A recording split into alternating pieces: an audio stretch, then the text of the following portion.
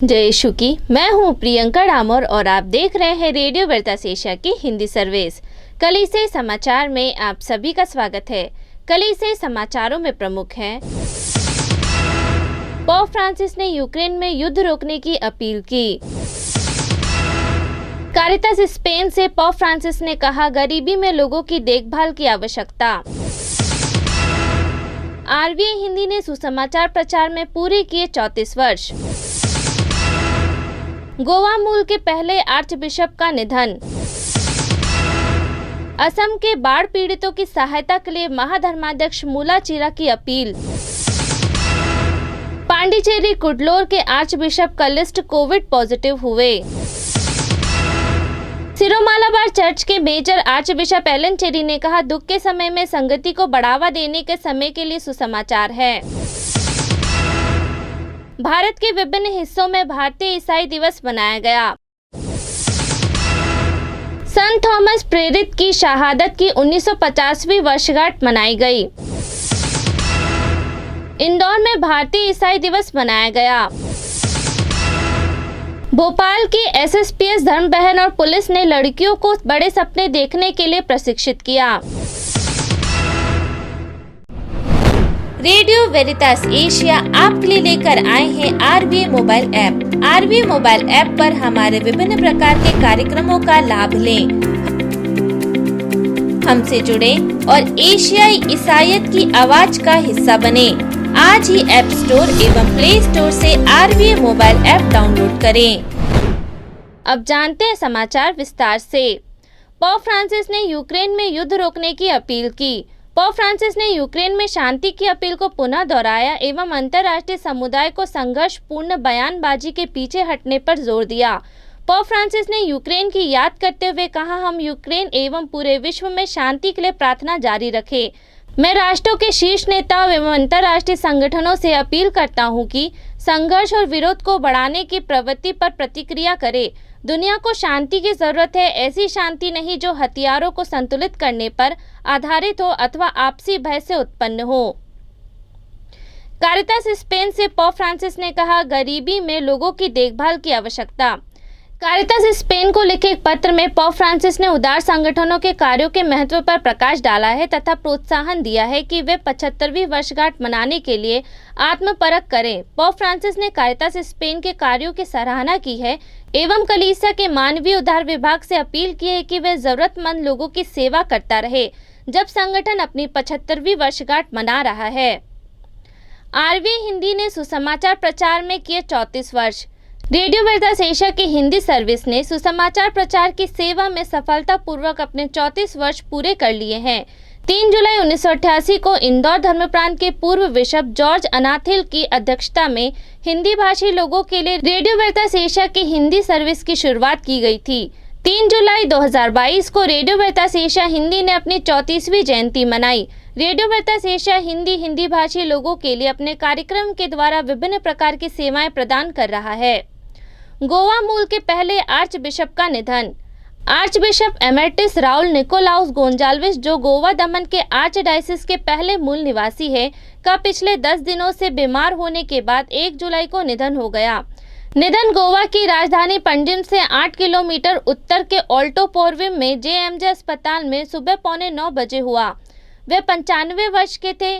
क्लेरिजी home के निर्देशक के एक नोट में कहा गया है कि आर्चबिशप गोंजाल्विस के नश्वर अवशेषों को ऑल्टो पोर्विम में क्लेरिजी होम के चैपल में रखा जाएगा ताकि लोग सुबह 8 बजे से रात 8 बजे के बीच धर्माध्यक्ष को श्रद्धांजलि दे सके। अंतिम संस्कार के विवरण की घोषणा बाद में की जाएगी। असम के बाढ़ पीड़ितों की सहायता के लिए महाधर्माध्यक्ष मुलाचिरा की अपील। असम में गुवाहाटी के महाधर्माध्यक्ष जॉन मुलाचिरा ने असम के उत्तर पूर्वी राज्य में बाढ़ पीड़ितों के लिए सहायता की अपील की है। पूर्वोत्तर राज्य के 28 जिलों में 30 लाख से अधिक लोग बाढ़ से बुरी तरह प्रभावित हुए हैं। असम राज्य आपदा प्रबंधन प्राधिकरण के अनुसार मरने वालों की संख्या 152 हो गई है, जबकि 28 जिलों में 30 लाख से अधिक लोग प्रभावित हुए हैं। महाधर्माध्यक्ष मुलाचिरा ने कहा, हमें अपने महाधर्म प्रांत के धर्म समाजों एवं धर्म संघों से सहायता मिली है, लेकिन सभी संस्थानों और सामाजिक सेवा शाखाओं से हम अपील करते हैं कि वे आगे आए और मदद करें, क्योंकि इस समय हम अनुदान की कमी का सामना कर रहे हैं। पांडिचेरी कुडलोर के आर्चबिशप कलिस्ट कोविड पॉजिटिव हुए। पांडिचेरी कुडलोर के आर्चबिशप फ्रांसिस कलिस्ट ने कोविड का परीक्षण किया और उन्हें रोम में क्वारंटाइन किया गया था। महाधर्म प्रांत कार्यालय ने आगे की जानकारी तक आर्चबिशप के सभी कार्यक्रमों को रद्द करने की सूचना दी है और लोगों से धर्माध्यक्ष के शीघ्र स्वस्थ होने के लिए प्रार्थना करने का आग्रह किया है। आर्चबिशप कलिस्ट संत पीटर और पॉल की दावत 19 जून को पैलियम प्राप्त करने के लिए पोप फ्रांसिस के निमंत्रण पर रोम गए थे। सीरो मालाबार चर्च के मेजर आर्चबिशप एलन चेरी ने कहा, दुख के समय में संगति को बढ़ावा देना समय के लिए सुसमाचार है। सीरो मालाबार चर्च के मेजर आर्चबिशप मार जॉर्ज कार्डिनल एलन चेरी ने प्रेरित सेंट थॉमस की शहादत की 1950वीं वर्षगांठ पर सीरो मालाबार चर्च दिवस मनाने के लिए सार्वजनिक सभा का उद्घाटन किया। सीरो मालाबार चर्च के major archbishop George cardinal Alencherry ने कहा, समय का सुसमाचार न केवल समृद्धि के समय में बल्कि दुख और दर्द के समय में भी समुदाय और संगति को बढ़ावा देना है। कार्डिनल भारत के प्रेरित सेंट थॉमस की शहादत की 1950वीं वर्षगांठ के उपलक्ष्य में एक जनसभा को संबोधित कर रहे थे। भारत के विभिन्न हिस्सों में भारतीय ईसाई दिवस मनाया गया। प्रेरित संत थॉमस की 1950वीं शहादत दिवस को चिन्हित करने के लिए विशेष कार्यक्रमों का आयोजन करने के लिए 3 जुलाई को भारत के विभिन्न हिस्सों में ईसाई एक साथ आए। माना जाता है कि ईसा के 12 शिष्यों में से एक संत थॉमस 52 ईस्वी में भारत आए और देश के पश्चिम और दक्षिण क्षेत्रों में ईसाई धर्म का प्रचार किया। वह 20 साल के बाद चेन्नई में शहीद हो गए, जो वर्तमान में दक्षिण भारतीय राज्य तमिलनाडु की राजधानी है।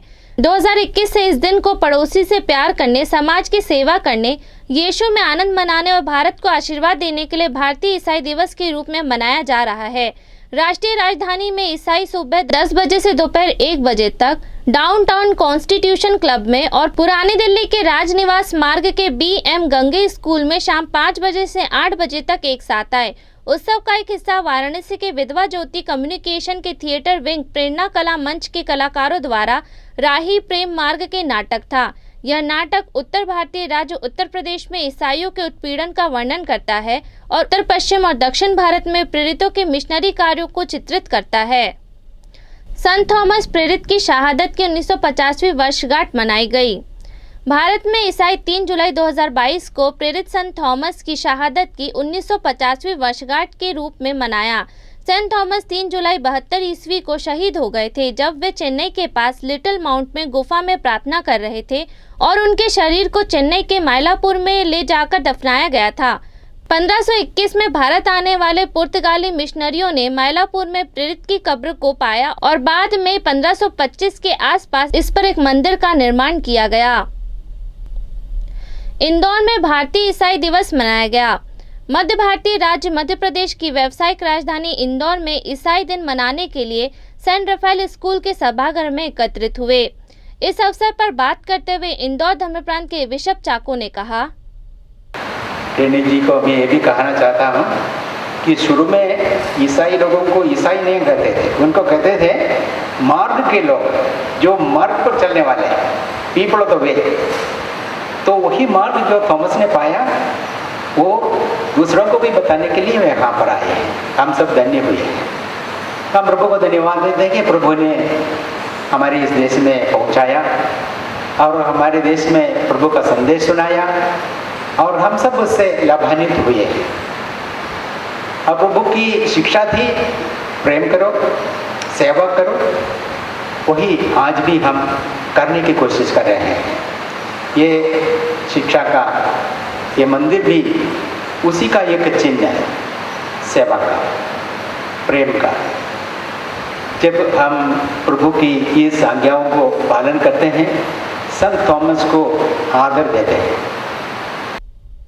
भारत के नए कार्डिनल में से एक हैदराबाद के एंथोनी पुला हैदराबाद के आर्च बिशप ने इस दिन को भारत में ईसाइयों के लाखों अनुयायियों के लिए प्रेरितों की तरह साहस, नए जोश और ताकत के साथ विश्वास की घोषणा करने के अवसर के रूप में मनाया।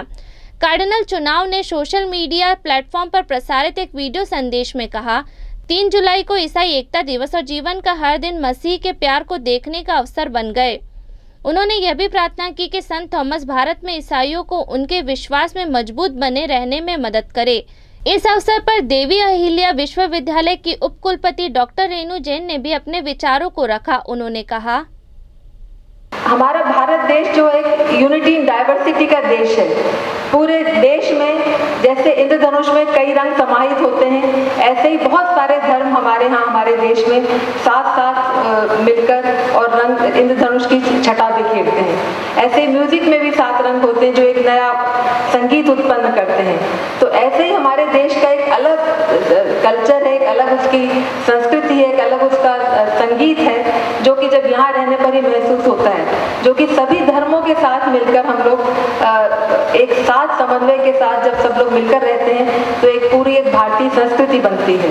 और आज जैसा कि अभी हमने देखा कि इतने साल पहले 1950 से और स्वयं क्राइस्ट के ही जो शिष्य थे उनके द्वारा यहाँ पर एक ईसाई धर्म की स्थापना की गई। मैडम ने मुझे बताया अभी कि ये तो जब तक यूरोप में भी जब तक क्रिश्चियनिटी नहीं थी उस समय हमारे देश में क्रिश्चियनिटी आई, तो एक बहुत बड़ा उनका योगदान है संत थॉमस का, तो उनको कभी भुलाया नहीं जा सकता और इसीलिए पूरे विश्व में भी उनको आज याद किया जाता है। भारतीय ईसाई दिवस के आयोजकों ने 2021 से 2030 को मसीह के सांसारिक मंत्रालय की 2000वीं वर्षगांठ के उपलक्ष्य में उत्सव के एक दशक के रूप में घोषित किया। रेडियो वेरितास एशिया हिंदी न्यूज से बात करते हुए सत्य प्रकाशन संचार केंद्र के निदेशक फादर बाबू जोसेफ ने कहा, 3 जुलाई 2022 भारत के ईसाई समुदाय के लिए बहुत महत्वपूर्ण था। इसलिए महत्वपूर्ण था कि संत थॉमस की 1950वां पुण्यतिथि थी। इस अवसर को और महत्व बनाने के लिए भारत के कलीसिया, न केवल कैथोलिक कलीसिया बल्कि सारे चर्चेस मिलकर कई कार्यक्रम आयोजन किए। कल सुबह सभी चर्चेस में, गिरजाघरों में विशेष प्रार्थनाएं हुई थी। संत थॉमस की माध्यस्थता द्वारा भारत के ईसाई समुदाय को प्रभु की आशीष प्रचुर मात्रा में मिलने के लिए प्रार्थना की। और शाम को कई जगहों में सांस्कृतिक कार्यक्रम का आयोजन किया। हमारे इंदौर सिटी के अंदर कल शाम को बहुत बड़ा कार्यक्रम हुआ, 2 घंटे तक चला कार्यक्रम। उसमें काफ़ी लोग आ गए थे और इसमें भाग लिया। Thank you. भोपाल के एसएसपी धर्म बहन और पुलिस ने लड़कियों को बड़े सपने देखने के लिए प्रशिक्षित किया। पुष्पा दास अब लैंगिक भेदभाव को समाप्त करने के लिए काम करने के लिए दृढ़ हैं, क्योंकि उनका मानना है कि एक न्यायपूर्ण समाज तभी संभव है जब महिलाओं और लड़कियों के साथ समान व्यवहार किया जाए। मध्य प्रदेश की राजधानी भोपाल में एक निजी कॉलेज से कला स्नातक 2य वर्ष के छात्र कहते हैं, कमजोर महिलाओं और बच्चों को आमतौर पर परिवारों और समाज में उनका उचित हिस्सा नहीं दिया जाता है। किशोरियों के लिए एक विशेष प्रशिक्षण कार्यक्रमों की प्रतिभागी का कहना है कि वे समाज को बदलने के लिए एक सामाजिक कार्यकर्ता के रूप में अपना जीवन समर्पित करना चाहती हैं। भोपाल के सेंट राफेल स्कूल में 14 से 29 जून को प्रशिक्षण कार्यक्रम holy spirit sister Lizy Thomas की पहल पर स्थानीय पुलिस की मदद से मलिन बस्ती और अन्य गरीब पृष्ठभूमि में रहने वाले किशोरियों को आत्मविश्वास के साथ जीवन में आने के लिए प्रोत्साहित करने के लिए आयोजित किया गया था। इसी के साथ कलीसिया समाचार समाप्त हुए। अगली बार फिर मुलाकात होगी नई खबरों के साथ। नमस्कार। रेडियो वेरितास एशिया आपके लिए लेकर आए हैं RVA mobile app. RVA mobile app पर हमारे विभिन्न प्रकार के कार्यक्रमों का लाभ लें, हमसे जुड़े और एशियाई ईसाईयत की आवाज का हिस्सा बने। आज ही ऐप स्टोर एवं प्ले स्टोर से RVA मोबाइल ऐप डाउनलोड करें।